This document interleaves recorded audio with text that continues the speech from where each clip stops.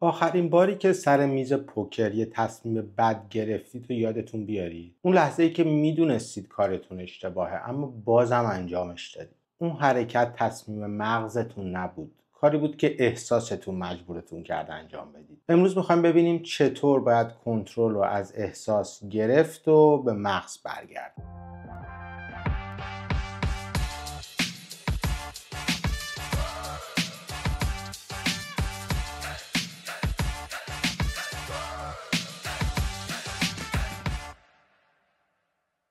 سلام به همه، من یاسر هستم و این دست 15 از پادکست بلوفه. خیلی ممنونم ازتون بابت پیام‌های محبت‌آمیزی که میدید، واقعا دلگرمم میکنه و همینطور بابت انتقادات و پیشنهادات عالیتون. چند تا از دوستان پیشنهاد داده بودن که سرعت انتشار ویدیوها رو بیشتر بکنیم.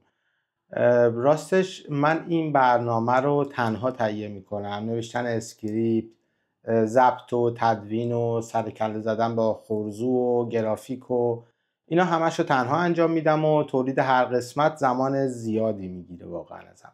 منم که ADHD و اغلب چند تا پروژه رو همزمان پیش میبرم، کارم که هست و خلاصه نه اینکه نخوام، واقعا در حال حاضر توانش رو ندارم که اپیزودهای بیشتری بتونم تولید بکنم، ولی اگر بتونم چشم حتما. تو این قسمت میخوام برم سراغ احساسات و فشار یا پرشر در پوکر و یه مروری بر روانشناسی پوکر بکنم. توی چند قسمت قبل همش از عدد و محاسبه حرف زدم، اما وقتی ذهن آدم پر از آشوب باشه عددا از مغزمون سر میخورن و اصلا بهشون توجه نمی کنیم. امروز میخوام برم سراغ پایه‌های بازی ذهنی، اینکه احساسات چطور روی تصمیم‌ها سوار میشن و چطور فشار رو، تیلت رو زود بتونید تشخیص بدید و اینکه چطور اولین لایه از آگاهی نسبت به بازی ذهنی خودتون رو بسازید. تو این قسمت قرار نیست وارد مفاهیم پیشرفته بشم و فقط میرم سراغ مفاهیم پایه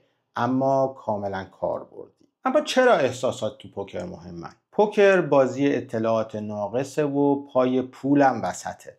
مغز وقتی خطر مالی حس میکنه آدرنالین رو زیاد میکنه، ضربان قلب میره بالا، نفس‌ها کوتاه‌تر میشه و میل به گرفتن تصمیم‌های فوری و هیجانی هم بیشتر میشه. فرقش با بازی‌های ذهنی دیگه مثل شطرنج واضحه.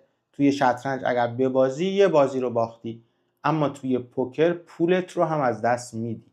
همین باعث میشه که اشتباهات هیجانی از اشتباهات ریاضی هم پرهزینه تر بشن. چند بار پیش اومده محاسباتتون رو درست انجام دادین ولی تو آخرین لحظه احساس و اضطراب مسیر تصمیمتون رو عوض کرده؟ تو پوکر قبل از اینکه حریف رو بشناسیم باید خودمون رو بشناسیم. اکثر بازیکن‌ها دنبال استراتژی هستن، اینکه چطور بازی کنم، کی بت بذارم، کی کال و کی ریس کنم، ولی یادشون میره که اولین عامل شکستشون خودشون هستن. هممون اون دستایی رو یادمون هست که بعد شانسی آوردیم، ولی چند بار قبول کردیم که با اشتباه خودمون باختیم. اینکه نپذیریم اشتباه کردیم خیلی راحته. ذهن ما دنبال توجیهه نه حقیقت. اگه میخواین بازیکن برنده‌ای باشید باید بتونید جلوی خودتون وایسید و با واقعیت روبرو بشید، حتی وقتی دردناکه. اینجا جاییه که خودآگاهی تبدیل میشه به ابزار اصلی شما برای رشد. حالتهای احساسی سر میز شکل‌های مختلفی دارن. ترس زیاد باعث میشه شما خیلی بیشتر از میزانی که باید فولد کنید و موقعیت‌های سودآور رو از دست بدید. مثلا جلوی یه ریز کوچیک پا پس میکشید فقط چون ذهنتون بدترین سناریو رو بزرگنمایی میکنه. از اون طرف اعتماد به نفس بیش از حدم خطرش کمتر از ترس نیست. یه برد بزرگ کافیه تا بعضیا چند دست بعدش رو هر ورقی رو بازی کنن، انگار دنیا قراره همیشه باهاشون راه بیاد. حرص و طمع هم ممکنه ما رو دنبال پاتهایی بفرسته که دلیل منطقی ندارن. ما وارد پات میشیم صرفاً چون دلمون میخواد ببریم، نه چون میتونیم ببریم.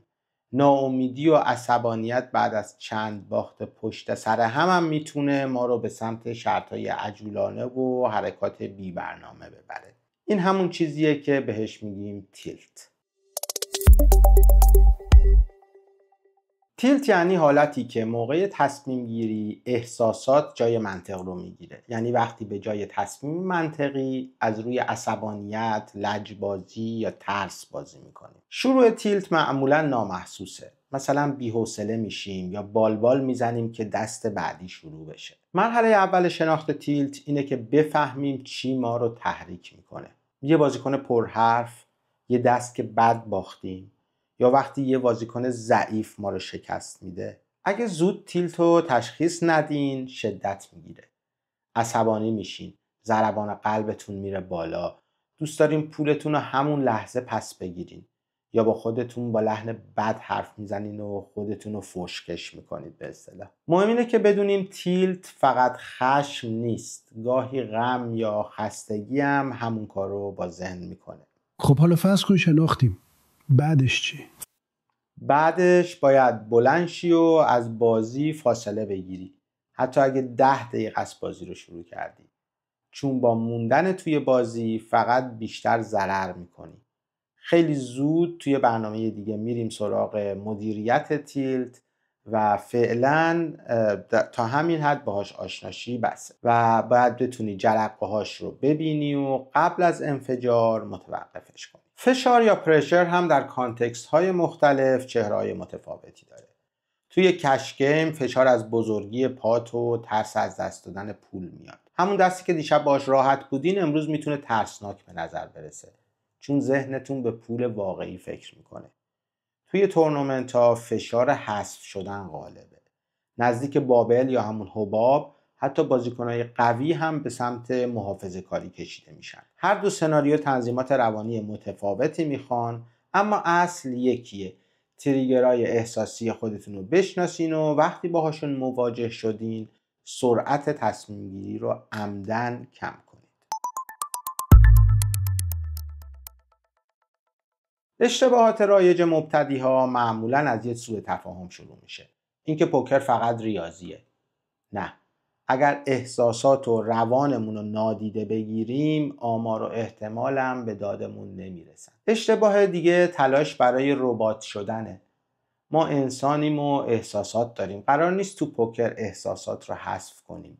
هدف اینه که ببینیمشون و هدایتشون کنیم. یه اشتباه خیلی بزرگ دیگه نشناختن نشانه های اولیه تیلته. خیلی‌ها فکر میکنن تیلت یعنی داد زدن، از کوره در رفتن یا فولد و آلینای بیجا، در حالی که تیلت میتونه در سکوت بیاد سراغمون.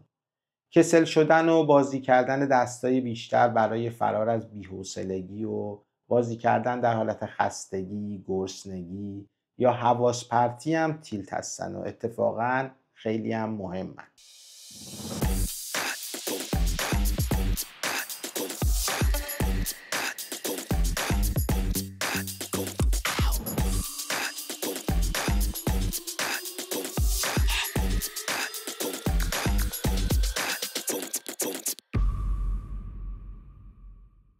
بریم سراغ چند تا راهکار ساده و قابل اجرا. مهمترین کاری که باید بکنید خودآگاهیه. قبل از هر سشن چند ثانیه با خودتون فکر کنید الان خستم یا سرحال، حواسم جمعه یا درگیرم. اگه جوابا مبهمه به خودتون لطف کنین و سشن رو کنسل کنید یا حداقل کوتاه‌ترش کنید. وسط بازی هر وقت پات بزرگ شد یا اتفاق غیر منتظره افتاد کوتاه مکث کنید و 2 تا نفس عمیق با الگوی 4 ثانیه دم و 6 ثانیه بازدم بکشید. این کار سیستم عصبی رو از حالت هشدار به حالت اندیشه برمیگردونه. اگه احساسات یهو بالا رفتن، مثلا بعد از یه بد بیت، یه بلوف ناموفق یا حتی یه برد بزرگ، فوراً یه سیگنال رفتاری از پیش تعریف شده رو اجرا کنید. مثلا اگه آنلاین بازی میکنید تا 1 دقیقه هیچ کلیکی نکنید. یا مثلا از سر میز بلند شید یا قدم بزنید یا آبی بخورید. هدفم اینه که این موج احساس رد بشه و این شما باشید که تصمیم میگیرید، نه احساستون. اصل تعقیب نکنم باید همیشه جلوی چشمون باشه. احساس میگه همین الان پولی رو که باختی رو پس بگیر، ولی منطق میگه بهترین تصمیم رو بگیر، نه احساسی ترین رو. پس دنبال طرف راه نیفت. کار دیگه ای که باید بکنید اینه که سعی کنید استاپ لاس داشته باشید. قبل از بازی برای باخت یا برای زمان سقف بذارید. مثلا اگر به اندازه 2 تا باین پایین رفتید یا اگر 2 ساعت بازی کردید. و خیلی مهمه که این قانون باید از قبل مشخص شده باشه. میتونید یه روتین تزریق منطق هم داشته باشید. قبل از هر تصمیم سخت از خودتون بپرسید دلیل من برای این حرکت چیه؟ اگه نتونستید توی جمله و بدون هیجان جواب بدید، یعنی هنوز آماده بازی نیستید. جمله های آماده اینجا بهتون کمک میکنن. مثلا الان دنبال جبران نیستم، دنبال تصمیم درستم، یا به خاطر دست قبل ریز نمیکنم.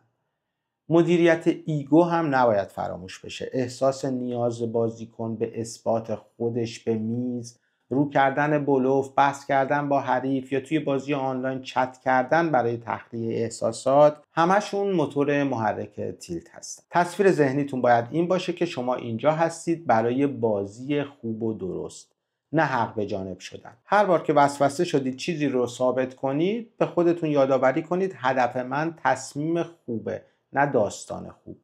و یه تکنیک خیلی ساده اما قدرتمند، نامگذاری احساسه. تو ذهنتون بگید الان عصبانیم، الان میترسم، الان هیجان زدم. همین برچسب کوتاه فاصله سالمی بین شما و احساس ایجاد میکنه. بعد از برچسب یه کار کوچیک بکنید. 2 تا نفس عمیق بکشید، 10 ثانیه مکث کنید و بعد تصمیم بگیرید. همین پلای کوچیک جلوی ریزش‌های بزرگ رو میگیرن.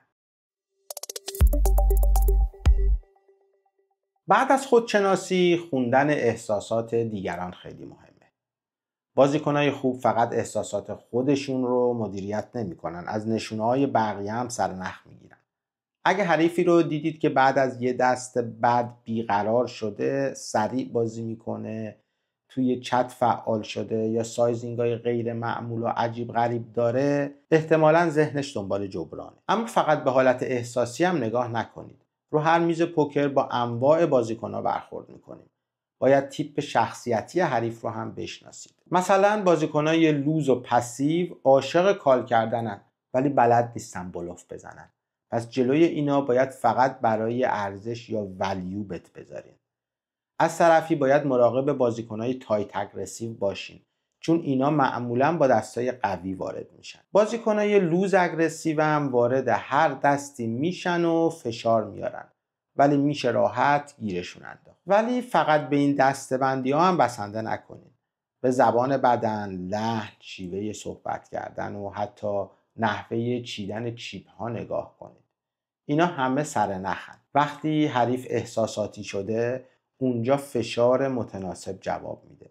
اینجور وقتا باید از فولدای زیادش پول پارو کنید یا مقابل بلوفای بیجاش با دستای معقول کال کنید. برعکس اگه بازیکن یهو ساکت و تایت شده، احتمالاً میترسه استکش رو از دست بده یا داره سعی میکنه از استکش مراقبت کنه. توی این موقعیت‌ها بلوف‌های بزرگ کمتر کار میکنن، اما فشارهای تدریجی و دزدیدن پاتای کوچیک خیلی موثرن.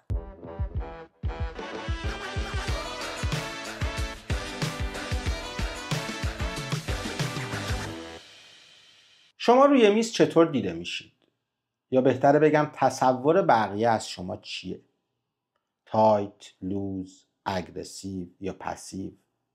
فیش یا مانیاک؟ همونطور که شما بقیه رو میخونین، اونا هم تلاش میکنن شما رو بشناسن. پس ایمیج یا تصویر شما روی میز هم خیلی مهمه. رقبا تصمیمشون رو بر اساس این برداشت ها میگیرن. اگه بتونین بفهمین که اونا چه فکری راجع به شما دارن، میتونید از اون استفاده کنید. اینجاست که بازی ذهنی واقعی شروع میشه. یه سطح از تفکر اینه که فکر میکنه من چی دارم، و سطح بعدی تفکر اینه که فکر میکنه که من فکر میکنم که اون چی داره، و اینجا بازی تبدیل میشه به یه شطرنج روانی. این شناخت به بلوف زدن هم کمک میکنه. بلوف وقتی خوب کار میکنه که بدونی کی و از اون مهمتر به کی بلوف بزنی. مثلا یه بازیکن افسرده بعد از یه باخت بزرگ مورد خوبی برای بلوف زدنه، ولی بازیکنی که تازه یه پات بزرگ برده و احساس قدرت میکنه احتمالاً انتخاب خوبی برای بلوف زدن نیست. برای ملموس شدن یه سناریو رو تصور کنید که توی کشگیم بدبیت میخورید و یه پات بزرگ رو میبازید. اینجا دو مسیر پیش رو دارید. مسیر اول اینه که با عجله وارد دست بعدی بشید، یه دست مرزی رو بازی کنید و به امید جبران درگیری بسازید. نتیجه این مسیر معمولاً ضرر بزرگتره. راه دوم اینه که مکس کنید، 2 تا نفس عمیق بکشید، احساساتتون رو نامگذاری کنید. مثلا بگید من عصبانیم. بعد 1 دقیقه تایمر بذارید و بعد از خودتون بپرسید اگه همین دست رو اول سشن هم داشتم بازی میکردم؟ اگر جواب نست فوری فولد کنید. همین یه تصمیم کوچیک در بلند مدت تفاوت‌های بزرگی درست میکنه. تو تورنمنت هم همین داستان میتونه به شکل دیگه‌ای تکرار بشه. نزدیک بابل ضربان قلب میره بالا و کف دست عرق میکنه. اینجا ترس از حذف شدن میشه حس غالب. تکنیک ولی همونه. شناخت احساس، مکس و یه سوال منطقی. این حرکت با استک من و دینامیک میز منطقیه یا دارم از ترس واکنش نشون میدم؟ فعلا وارد مدل‌های پیچیده عددی نمیشم. کافیه فقط ترس رو ببینید و تصمیمتون رو از اون جدا کنید.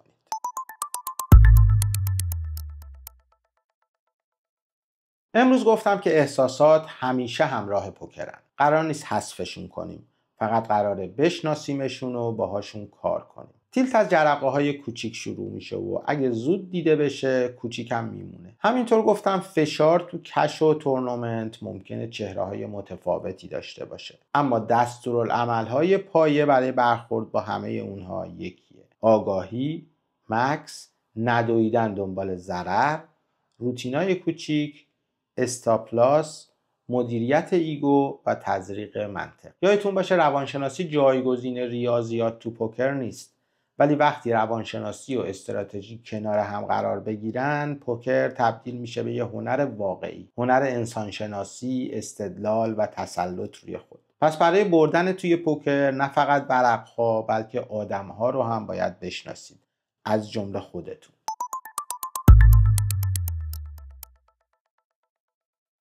تمرین این هفته خیلی ساده است ولی به شدت مؤثره. قبل از سشن 3 چیز رو یادداشت کنید. استاپلاستون که حالا یا زمان یا مقدار مشخصیه، 3 نشونه اولیه تیلت شخصیتون و یه جمله تزریق منطق. مثلا الان دنبال جبران نیستم، دنبال تصمیم درستم. وسط بازی هر بار یکی از نشونه‌ها رو دیدید، اون کاغذی که روش اینا رو نوشتید رو نگاه کنید و روتینی که انتخاب کردید رو پی بگیرید. مثلا 2 تا نفس عمیق بکشید، مکس کنید یا یه استراحت کوتاه داشته باشید. بعد از سشن هم یادداشت کنید کجا احساساتتون بالا رفت و چه کاری برای کنترلش جواب داد. این یادداشت‌ها به مرور میشه نقشه شخصی بازی ذهنی شما. و یه یادآوری مهم، قرار نیست کامل باشید. اگه امروز فقط 2 بار مکس کردید و یه تصمیم بعد رو به تأخیر انداختید تو مسیر درستی. همین آجرای کوچیک دیوار ذهنی محکمی میسازن که فردا شما رو در برابر تیلت‌های بزرگ محافظت میکنه. توی قسمت‌های بعدی بلوف بیشتر درباره کنترل تیلت حرف میزنم. مثلا اینکه چطور تریگرهای شخصیتون رو دقیق‌تر شناسایی کنید، چطور پروتکل خروج و بازگشت امن به میز داشته باشید و چه تمرین‌هایی بیرون از میز به شما کمک میکنن. اگر سوال یا تجربه‌ای از تیلت دارید همینجا کامنت بذارید تا در موردشون صحبت بکنیم. اگر این اپیزود رو دوست داشتید ممنون میشم لایکش کنید. یادتون نره مشترک کانال هم بشید و این زنگوله هم بزنید که نوتیف اپیزودهای جدید رو از دست ندید. نظرات، پیشنهادات و انتقاداتتون رو هم همینجا کامنت بذارید یا توی شبکه‌های اجتماعی برام بفرستید و منت میذارید اگر بلوف رو به دوستانتون هم معرفی کنید. تا قسمت بعد یادتون باشه روانشناسی هم سپره و هم شمشیر. اول باهاش از خودتون محافظت کنید و بعد با احتیاط ازش بهره بگیرید. ایام به کام و بازیتون خوش.